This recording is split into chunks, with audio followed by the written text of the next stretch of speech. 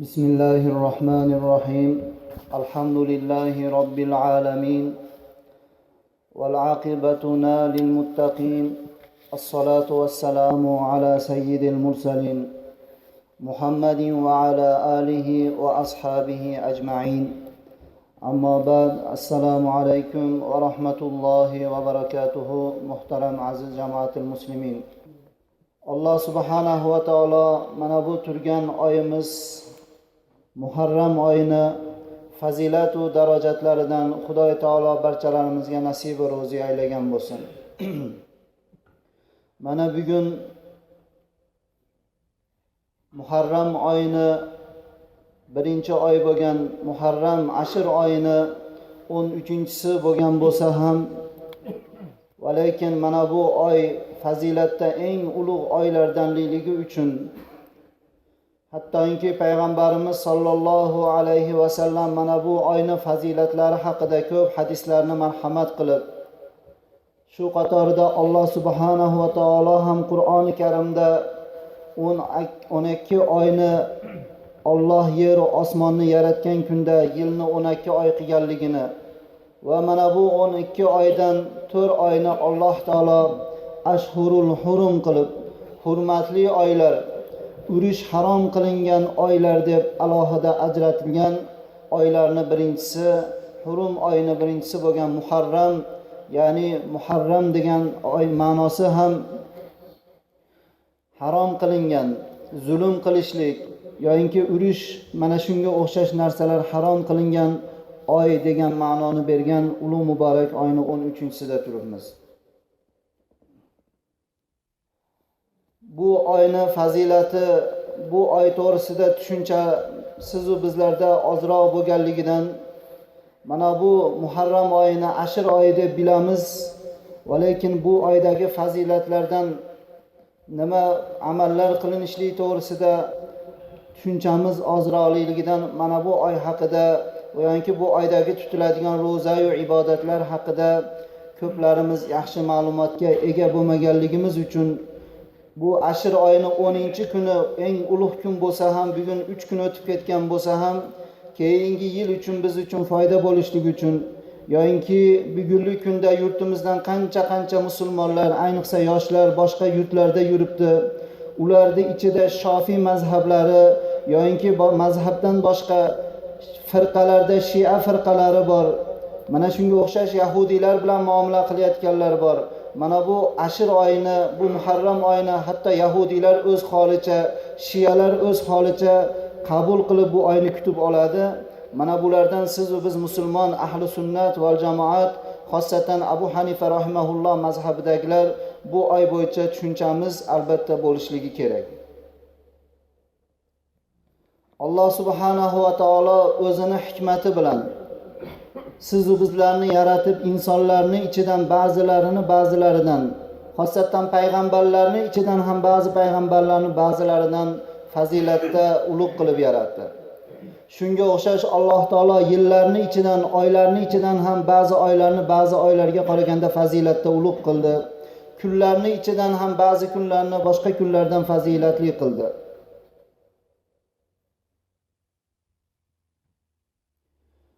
Shunday ekan Alloh subhanahu va taolo bir yilning ichida Ramazon sharifdan keyingi eng ulug' oy deb mana bu Muharram oyini ulug'ladi. Payg'ambarimiz sollallohu alayhi va sallam ham bu Muharram oyini, Ashir oyini ulug'lar edi.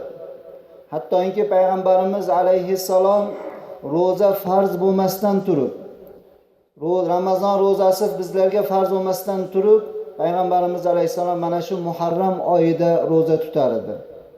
Chunki avvalgi payg'ambarlarni tutgan oylari mana shu edi.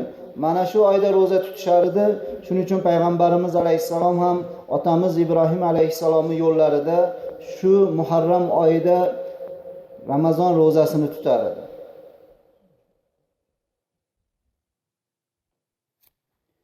Chunki hadis sharifda ham marhamat qilib payg'ambarimiz alayhissalom afzalus siyami ba'da Ramazon savmun shahrullohil muharram dedi.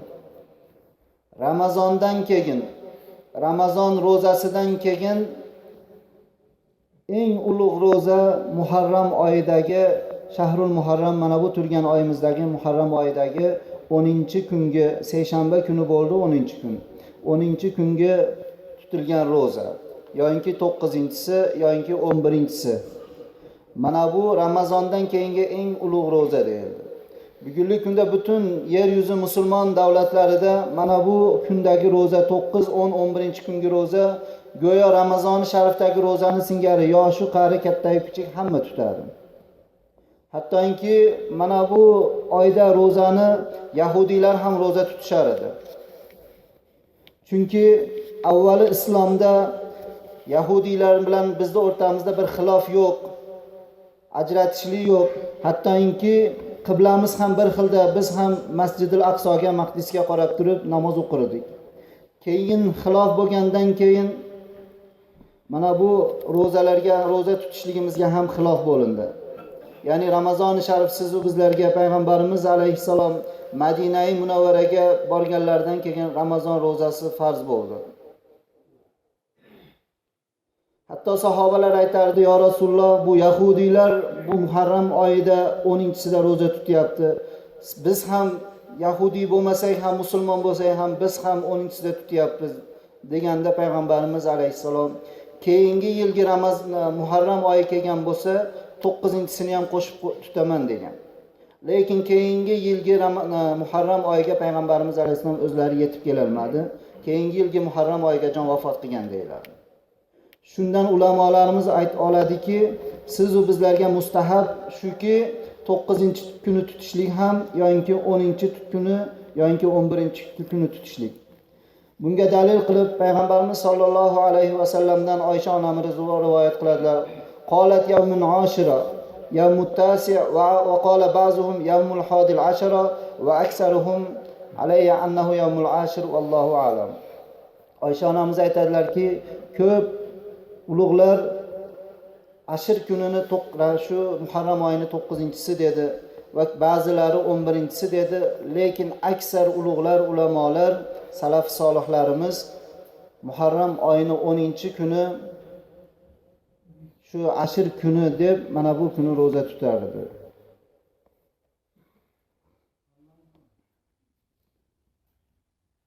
Hattoki payg'ambarimiz sollallohu alayhi va sallam mana bu oy kelsa,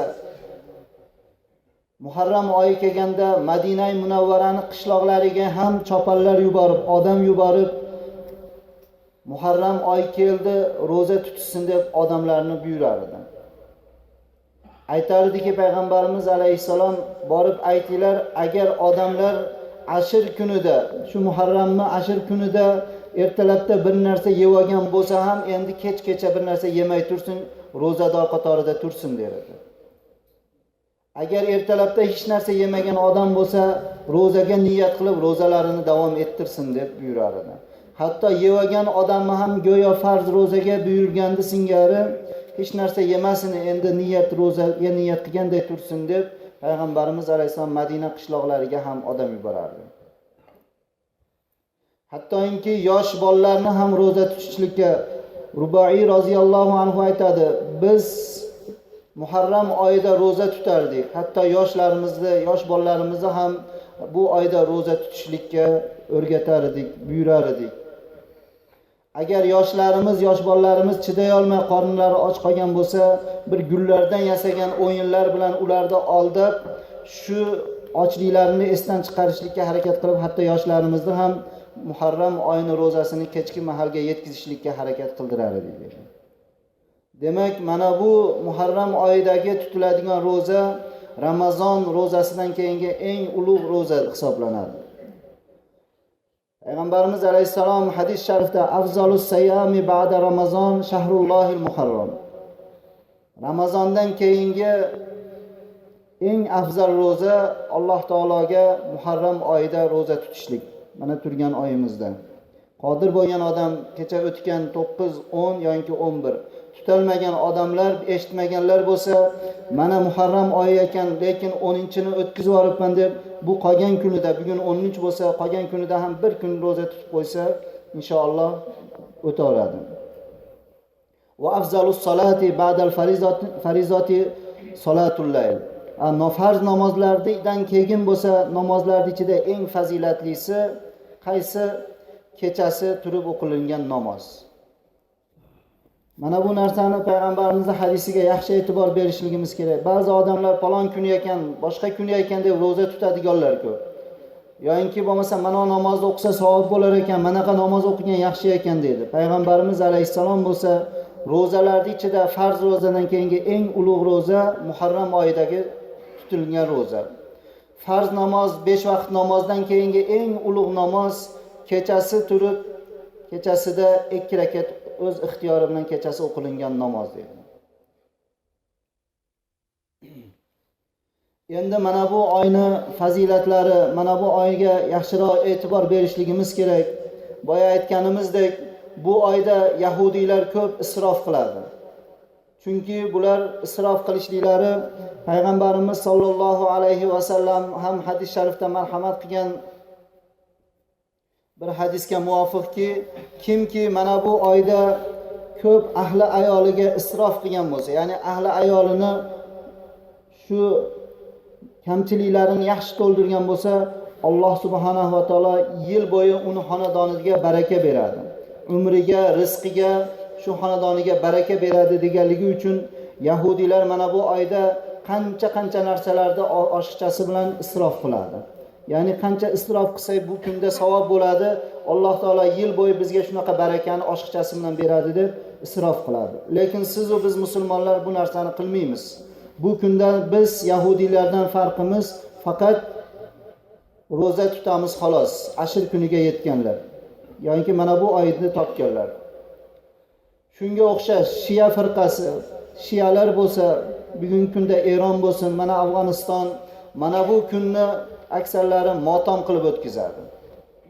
Motam kuni deb o'zlaridan qon chiqarib, badanlariga zanjirlar bilan urib qon chiqarib, chunki bu oy faqatgina ulug' muborak oyda xursandchilik emas, hattoki payg'ambarimiz sollallohu alayhi va sallamning suyukli nabiralari Imom Husayn shu Karbaloda, Iroq Karbalosida mana shu Muharram oyida, ashr kunida shahid bo'lgan. Shuning uchun Shialar o'zlaridan Imom Husayn shahid bo'lgan kun deb qon chiqarishadi. Hattoki ular shunday bir buzuq aqidalari bilan tirik echkini o'rtaga qo'yib olib, tiriklayin echkini junlarini yulib, bu go'yo Oyishani sochi degan ma'noda mana shunaqangi bir botil, yomon e'tiqodlar bilan shunaqangi amallarni qiladi. Bugungi kunda Shialarning imomlari o'zlarini qon chiqarib urmaslikka buyurib, eng yengili shu qon topshiradigan yerlarga borib, o'zlaridan shu qonga muhtoj odamlarga uchun qon topshirishlikka buyursa ham, bugungi kunda ular mana shunday bir o'zlaridan qon chiqarib, zulm qilib, mana shunaqangi holatlar boshlarini yorib. Biz musulmonlar mana bu narsadan ham uzoqmiz, yoki yahudiylardek isrof qilishlikdan ham uzoqmiz, lekin biz bilamizki, mana bu oyda musulmonlar silay rahmni ko'proq qilishlik, qarindosh urug', xosatan o'zini ahli, bola-chaqa, ota-onasiga shu yaxshiroq qarashlik. Agarki yil boshida mana shu kunlarda musulmonlar ahli ayoliga qancha bir yengillik qilgan bo'lsa, Alloh taolo yil bo'yini o'sha odamlar uchun yengil qilib o'tkazadi degan hadisga muvofiq shu holatdan biz ajralib turamiz va qodirlarimiz roza tutamiz mana bu kunda 1 kun yoki 3 kun. Alloh subhanahu va taolo mana bu oyni Qur'oni Karimda a'udhu billahi minash shaytonir rojim inna iddatash shuhuri indallohi 12 shahran fi kitabillah yawma khalaqas samawati wal arda minha arba'atun hurum deb marhamat qildi. Albatta Allohning hisobida oylarning hisobini Alloh taoloning qoshida 12 ta oy qilib Alloh taolo yozdi. Qachon yawma khalaqas samawati wal arda Alloh osmonni yerni yaratgan kunda Alloh taolo yilni 12 oy qilgan. Yilni 12 oy. Mana bu Muharram bilan boshlab, yoki mana melodiy hisob bo'yicha yanvar bilan boshlangan. Siz va biz musulmonlar mana bu narsaga ham yaxshi e'tibor berishligimiz kerakki, mana 13 kun oldin Hijriy islom yili bo'yicha yangi yil boshlandi. Lekin birorta musulmon yurtida, musulmon davlatida mana musulmonlarning yangi yili keldi, 1438-hijriy yil keldi deb o'sha kunini bir bazm qilib, ziyofat qilib, bayram qilib musulmonni yangi yilida bayram qilingan yo'q. Shundan yaxshi e'tibor beraylikki, yangi yil bayram bo'ladigan bo'lsa, mana musulmonlarni birinchi kuni 13 kun oldin kelgan yangi yilida Muharramni birinchi kunida bayram qilar edik. Mana bu narsadan keyingi keladigan melodiy yil bo'yicha ham keladigan 1-yanvar ham xuddi shunday biz uchun bir oddiy kunligini.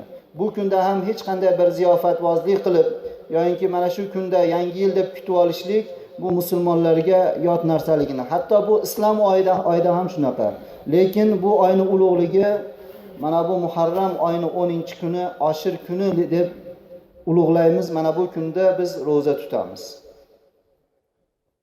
Shuni Alloh taolo Qur'oni Karimda osmonni yerni yaratgan kunimda men yilni 12 ta oy qildim dedi. Minha arba'atun hurum va undan 4 tasini hurum oyi, urush harom qilingan harom oy qildim deb Alloh taolo marhamat qildi. Hurumni bir ma'nosi muhtaramli oy, eng ulug' hurmatli oy. Mana bu oyda ov qilishlik, mana bu oyda urush joylarida jihodlar to'xtatilishlik, mana shunga o'xshash narsalarni, hattoki zulm qilishlik, mana bu narsalardan Alloh taolo. Yo'inki bir ma'nosi ihrom oyi, Zulqa'da, Zulhijja, Muharram va Rajab oyi, mana bu 4 oy hurum oyi hisoblanadi. Bu Zulqa'da, Zulhijja ihrom oyi degan ma'nosi ham bor. Hojilarimiz hajga borib ihrom kiyganligidan ihrom oyi deyiladi. Mana bu narsani hurum oyini Alloh 4 tasi hurum oyi deyildimi? Biz ham shu 4 ta oyda hurum oyi deymiz. Lekin 4 ta oyda biz boshqa dinlarga o'xshab, boshqa aqidalarga o'xshab bu oyda falon amallarni qilishlik kerak degan narsadan uzoqmiz. Bir chola mulla aytgan edi, siz 4 ta oyda hurum oyi dedingiz, falonchilarning yo'lidamisiz deb. Mana bu ahli ilmman deb, hattoki Juma masjidining imomini og'zidan chiqqan narsa shu bo'lgandan keyin ommaviy xalq sizu biz bu hurum oyi bo'yicha hali tushunchamiz yo'qligi uchun yaxshiroq bilishligimiz kerakki, 1 yil 12 ta oy bo'lsa, islom oyida 4 tasi hurum oyi.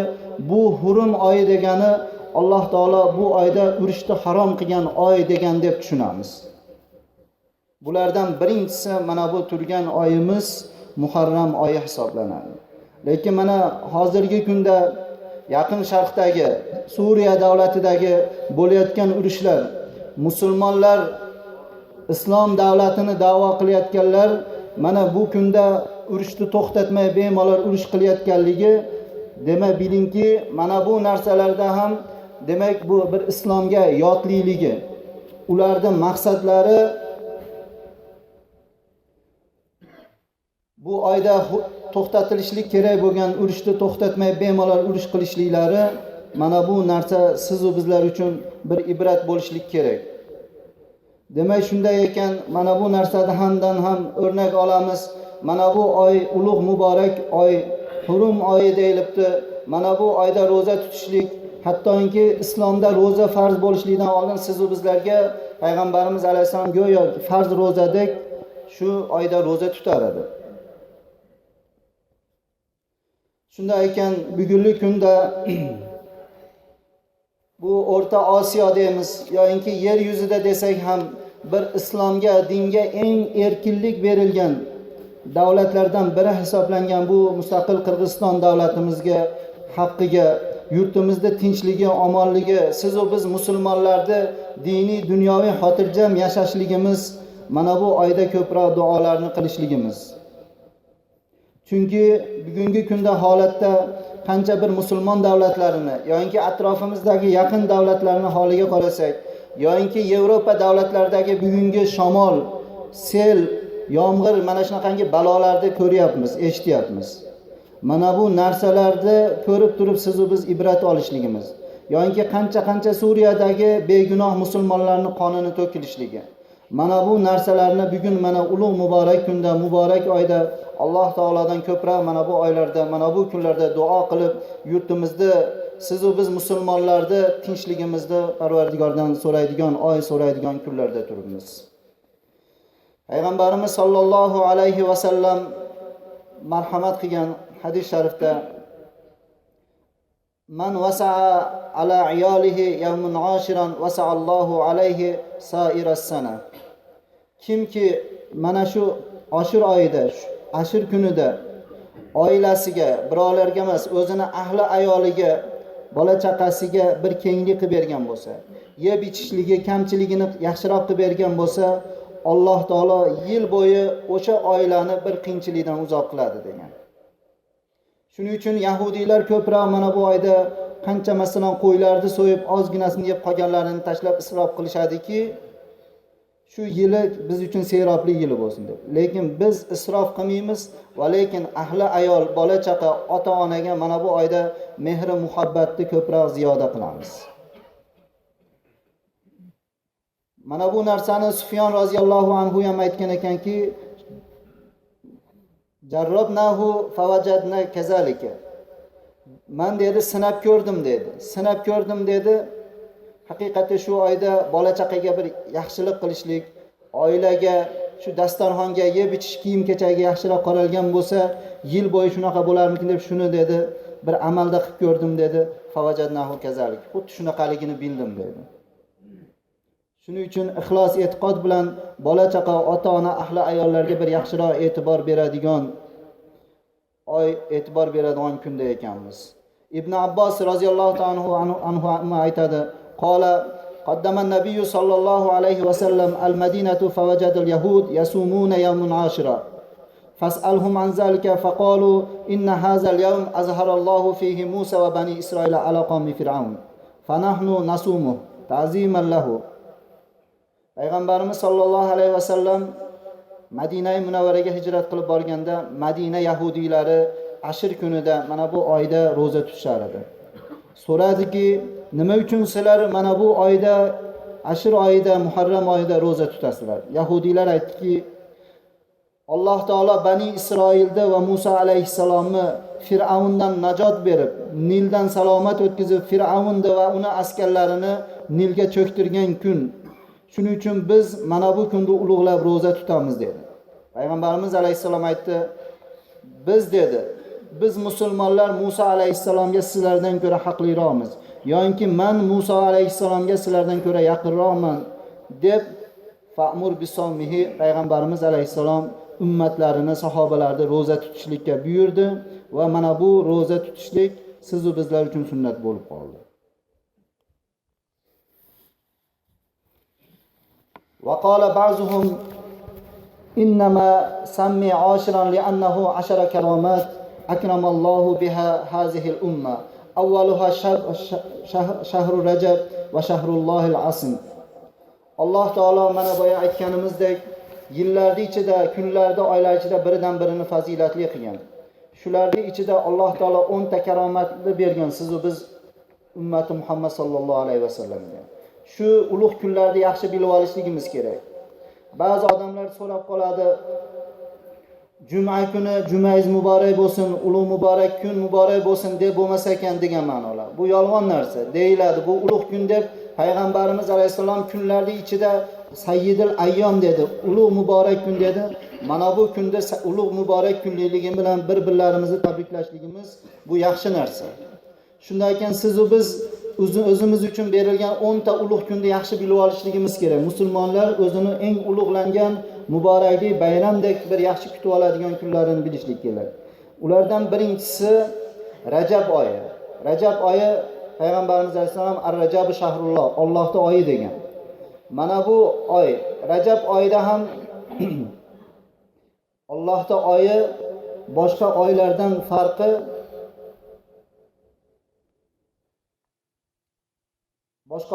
farqi shunga o'xshaydiki, go'yo Payg'ambarimiz alayhisalom karomat li hazihil ummat va fazliha ala sairi shuhur ka fazli hazihil ummat. Siz va biz ummat Muhammad alayhisalom boshqa payg'ambarlar ummatidan qanday ajrab turgan bo'lsak, Rajab oyi boshqa oylardan shunda ulug'lanib turadi. Chunki bu Rajab oyi hurum oylaridan biri hisoblanadi va hamda Rajab oyi Allohning oyi. Mana bu oyda roza tutishlik bor, bittasi. Ikkinchisi undan keyingi oy Sha'bon oyi, Borat oyi deymiz. Bunda 14-kecha Borat kechasi hisoblanadi.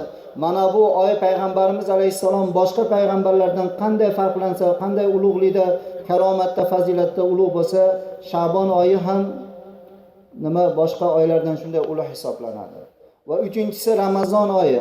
Ramazon oyi Alloh taolo o'zi yaratgan maxluqlardan qanday ulug'likda farqlangan bo'lsa, Ramazon oyi boshqa oylardan shunday ulug'. To'rtinchi biz uchun ulug' bo'lgan kunlardan to'rtinchisi Ramazonning oxirgi 10 kunligidagi Laylatul Qadr kechasi.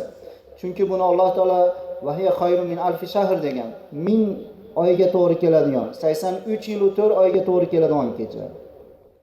Beshinchi biz uchun ulug', musulmonlar uchun ulug' karomatli kun hisoblangan Yawmul Fitr. Ramazon ro'zasi hayiti kuni. Mana bu musulmonlarning bitta bayrami. Va huwa yawmul jazo. Bu Alloh taolo mukofotlaydigan kun ummatini, bandasini. Va oltinchi biz uchun ulug' kun ayyomul ashr va hiya ayyomu zikrulloh. Ashr kuni, ya'ni hojilarimiz hajdagi bo'ladigan Zulhijjaning 10 kunligi. Mana bu kun ulug' kun hisoblanadi. Va yettinchisi Arafa kuni. Hojilar Arafat tog'ida turgandagi Arafa kuni, mana bu kuni roza tutishlik sunnat. Mana qancha musulmonlarimiz bizda bu yili tutdi, alhamdulillah, Alloh qabul qilsin. Mana bu kuni roza tutishlik bor. Mana bu kun Arafa kuni musulmonlar uchun eng ulug' kun hisoblanadi, 7-ulug' kunimiz. 8-si Yawmun Nahr, Eid Qurbon hayiti kuni. Bu qurbonlik kuni. 9-si bo'lsa Yawmul Jum'a va hiya sayyidul ayyam. Mana bu turgan bugunlik kunimiz Juma kuni, bu kunlarning eng sayyidi, eng ulug'i bo'lgan kun. Mana bu kunda Alloh taolo 1 soatni bekitib qo'ygan. Mana shu soatda kimni duosi to'g'ri kelib qolgan bo'lsa, Alloh taolo duosini qabul qiladi. Lekin bu soat qaysi paytdaligini Allohdan boshqa hech kim bilmaydi. Mana bu sayyidul ayyam muborak kun, duo ijobat bo'ladigan kun siz va bizlar uchun eng ulug' kun hisoblanadi. Va 10-si bo'lsa, mana bu turgan oyimiz Yawmul Ashira va sawmuhu kaffaratun sana falikulli vaqt. Turgan oyimiz Ashr oyi, ya'ni Muharram oyi. Mana bu Ashr kunida, 10-kunida kimki roza tutgan bo'lsa, Alloh taolo avvalgi 1 yillik gunohini kechiradi. Arafa kunidagisida bo'lsa 1 yil avvalgi va 1 yil keyingi Alloh taolo gunohlarni kechiradigan bo'lsa, mana bu Ashr kunidagi tutilgan ro'zaga Alloh taolo 1 yillik gunohini Alloh taolo kechiradi. Payg'ambarimiz sollallohu alayhi vasallamdan Oysha onamiz rivoyat qiladi hadis sharifda, mana bu kunning fazilati to'g'risida: kana yawmun ashira yawman tasumuhu Quraysh fil jahiliyya. Jahiliyat paytida Qurayshlar ham roza tutishar edi mana shu oyda. Va kana yasumu Rasululloh sollallohu alayhi vasallam bi Makka. Payg'ambarimiz alayhisalom ham Makka da mana bu oyda farz ro'zani singari mana bu oyda roza tutar edi bir oy. Falamma qadamal Madinatu faraza siyam shahr Ramazon. Payg'ambarimiz Madinaga hijrat qilib ko'chib borgandan keyin hijratning 2-yilidan Ramazon ro'zasini tutishlik, Ramazon oyida roza tutishlik farz bo'ldi. Payg'ambarimiz alayhisalom aytdiki: "Inni kuntu umirtu bisawmi yawmin ashiran faman sha'a soma va man sha'a taraka." Aytdilarki, men Ramazon farz bo'lishligidan oldin sizlarga ey ummatlarim shu Muharram oyida roza tutishga buyurgan edim. Endi mana Ramazonda roza tutishlik farz bo'ldi. Xohlasalaring Muharram oyida roza tutinglar, xohlasalaring tutmanglar dedi. Mana bu ixtiyoriy, tutsa savob, tutmasa gunohi yo'q bo'lishligi bilan siz va bizlar uchun bu oydagi tutiladigan roza mustahab ro'zasiga aylandi. Demak, shunday ekan, payg'ambarimiz alayhisalom tutgan, hattoki Nuh alayhisalom tutgan bu oyda. Hatto Ibrohim alayhisalom tutgan, roza tutgan, mana bu muborak oy.